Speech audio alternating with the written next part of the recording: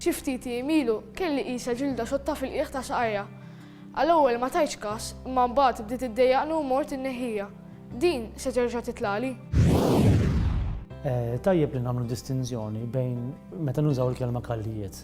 Bl-Ingliż nużaw żewġ kelmiet, nużaw il-kelma corns u callus.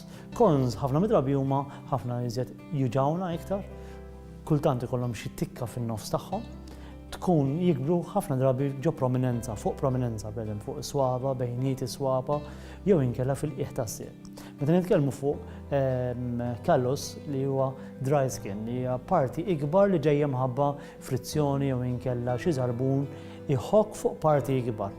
Ikunu ta' uġieħ xin ikunu ħxienu żejjed. Ħafna drabi dawn meta jitneħħew jafu jerġgħu jitilgħu minn ġdid. Għaliex? Għax dawn il-kallijiet huma qegħdin hemmhekk inizjalment bħala protezzjoni, qegħdin hemmhekk biex jipproteġu l-istruttura li qed tħokk mal-ġilda tagħna. Meta wieħed jara li jiffurmaw il-kallijiet fis-sieq, l-aktar raġuni li tingħata hija l-pressjoni li ssir fuq is-sieq b'mod kontinwu. Però ġieli tisma' min jgħid li ħafna drabi dawn ikunu saqajn minnhom, suscettibbli għal kallijiet. Kif edna, jekk ikun hemm xi prominenzi fir-riġlejn, meta pereżempju jmur ix-xaħam mill-qiegħ tas-sieq tagħna mħabba l-użi jew kollu għax qegħdin nikbru, ħafna drabi l-għadam tal-qiegħ tas-sieq jispuntaw iżjed l-isfel. Allura meta jkun hemm friction, l-għadma tafas iżjed mal-qiegħ taż-żarbun, jekk iż-żarbun ikun jibes jew inkella nibsu żraben bil-qiegħ, hemm iżjed ċans li jitla' dan il-kallu. Allura iva, ċerta saqajn li pereżempju għandhom tendenza li ma jkollhomx ħafna xaħam mad-dawra tagħhom, li jkollhom ċerta shape, xi ħadd li jkollu arkata għolja tas-sieq, ħajkollu l-għadam tal-qiegħ tas-sieq tan-naħa ta' quddiem spuntati daqsxejn iżjed l-isfel. Is-swaba li ngħidulhom hammer toes li jitrikbu fuq xulxin li hemm ċans dik il-prominenza taħbad iżjed ma' ċerta żraben. Ra iva, kultant ċerta saqajn għandhom iżjed ċans li jrabbu kallijiet minn oħrajn. Meta wieħed ikollu ġilda xotta fil-qiegħ tas-sieq, wieħed jista' jagħmel trattamenti sempliċi fid-dar biex din tirtab.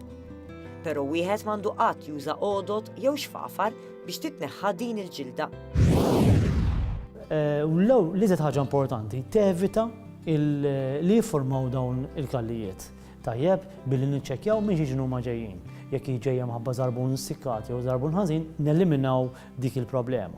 Jekk nafu li pereżempju m'għandniex biżejjed ċaħan fil-qiegħ ta' saqajna, għandna bżonn nużaw iżjed paddings, nistgħu nużaw paddings kemm biex iżidu cushioning magħhom jew inkella biex isir cushion mad-dawra ta' fejn hemm il-kallu. Ħalli l-kallu pereżempju ma jafas ma' saba' ieħor jew inkella ma' xi żarbun ukoll. Once li jkunu ffurmaw dawn l-affarijiet id-dar, tajjeb li nistgħu napplikaw creams ħalli dik il-ġilda jibsa dejjem irradbuha. U nużaw xi ħaffifa, xi lufa biex inneħħu dik id-dry skin li tippajlja fuq xulxin. U nipproteġu l-areas fejn jitrabbew il-kallijiet. Nippruvaw naħsbu in advance x'inhuma l-problemi li jistgħu jikkawżawna l-kallu. Bħal dejjem il-prevenzjoni hija l-ideali.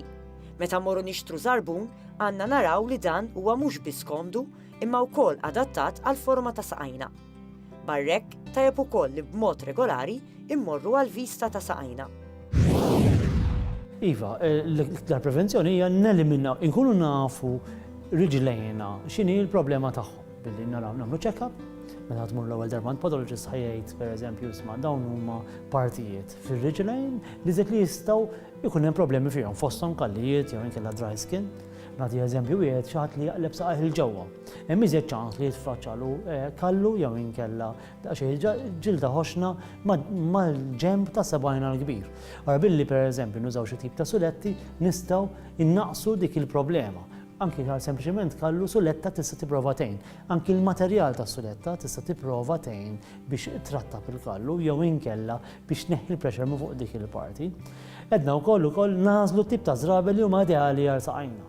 Jekk għandna pereżempju l-għadma ta' subajna żgħir imqabbeż daqsxejn iżjed il-barra, nippruvaw nużaw żraben jew ikunu wisajn, jew ikunu ġilda li jkunu rotob, nevitaw ġilda qiebsa bħalma għal-akka, jew inkella xi ġilda qiebsa tal-iswejd, u nużaw ġilda iżjed radba. Anki li naraw li żarbun, il-mod kif huma magħmul żarbun, ikollhom stiffeners jew inkella dik il-parti qiebsa ta' żarbun li ma jkunux qiebsin iżejjed, li jkunu jista' jikkomodaw dawn il-problemi li jkollna jew inkella din l-istruttura li għandna f'riġlejna. Tikka aktar dwar saħtek. Għalkemm hu rakkomandat li kulħadd imur tal-anqas darba jew darbtej fis-sena għand id-dentist, jidher li mhux kulħadd jagħmel dan, għal diversi raġunijiet, fosthom l-ispejjeż. Studju li sar fost numru ta' adulti fl-Istati Uniti juri li madwar 15% tal-persuni intervistati ma jmorrux għal appuntamenti b'mod regolari għand id-dentist. Jidher li prezzijiet esaġerati fir-rigward ta' mili ta' snien jew trattamenti fil-kanali ta' snien qed iwasslu biex ħafna nies ma jagħmlux dawn it-trattamenti neċessarji.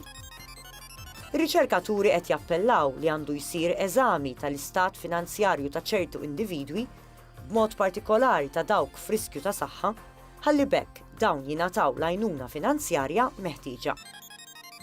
Tikka aktar dwar saħtek nhar it-tnejn.